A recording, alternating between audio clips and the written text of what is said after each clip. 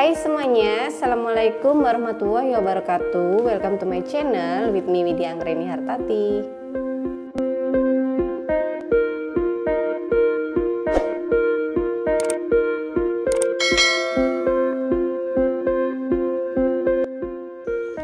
Nah, coba perhatikan kondisi kedua makanan berikut ini.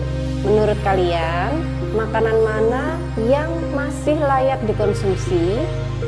Bolu kukus pada gambar sebelah kiri berjamur karena sudah kadaluarsa atau sudah lewat masa pengawetnya. Pengawetan bahan makanan diperlukan untuk menjaga kualitas bahan makanan dalam kurun waktu tertentu. Tujuan pengawetan makanan adalah untuk mempertahankan kondisi lingkungan pada bahan makanan, untuk mencegah perkembangan mikroorganisme atau mencegah terjadinya reaksi kimia tertentu yang tidak diinginkan dalam makanan. Ada beberapa hal yang dapat menyebabkan kerusakan pada bahan makanan, di antaranya karena pertumbuhan mikroba, karena benturan, karena proses fisik, kemudian kerusakan oleh serangga dan tikus, serta kerusakan karena reaksi kimia. Kerusakan bahan pangan karena pertumbuhan mikroba disebabkan oleh jamur atau bakteri. Makanan yang telah terkena mikroba akan menimbulkan bahaya jika dikonsumsi, karena mikroba tersebut ada yang menghasilkan racun. Kerusakan makanan akibat mikroba ini disebut juga dengan kerusakan mikrobiologi.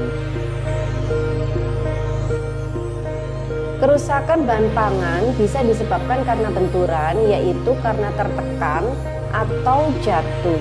Kerusakan bahan pangan ini disebut juga dengan kerusakan mekanis. Kerusakan bahan pangan oleh serangga dan tikus disebut juga dengan kerusakan biologis. Kerusakan biologis juga dapat disebabkan pematangan yang dilakukan oleh enzim yang terdapat pada bahan itu sendiri. Contohnya adalah kerusakan akibat pembusukan yang terjadi pada buah dan sayur.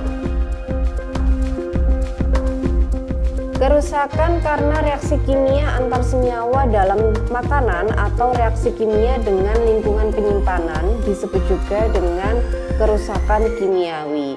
Contoh dari kerusakan ini adalah minyak yang berbau tengik. Daya tahan bahan makanan dapat diperpanjang melalui pengawetan bahan pangan. Pengawetan bahan pangan dapat dilakukan secara fisik, secara kimia, maupun secara biologi. Pengawetan bahan makanan secara fisik dapat dilakukan dengan cara pemanasan, pendinginan, pembekuan, pengasapan, kemudian pengalengan, pengeringan, dan juga penyinaran. Pengawetan secara biologis dapat dilakukan dengan fermentasi atau peragian dan juga dengan penambahan enzim. Kemudian pengawetan secara kimia dapat dilakukan dengan penambahan bahan pengawet yang diizinkan. Nah, untuk pengawet yang diizinkan oleh BPOM Indonesia adalah sebagai berikut.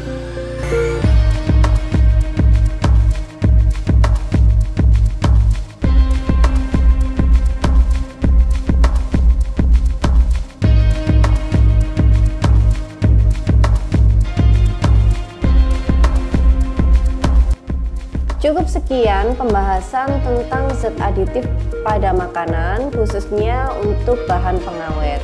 Semoga tayangan ini bermanfaat.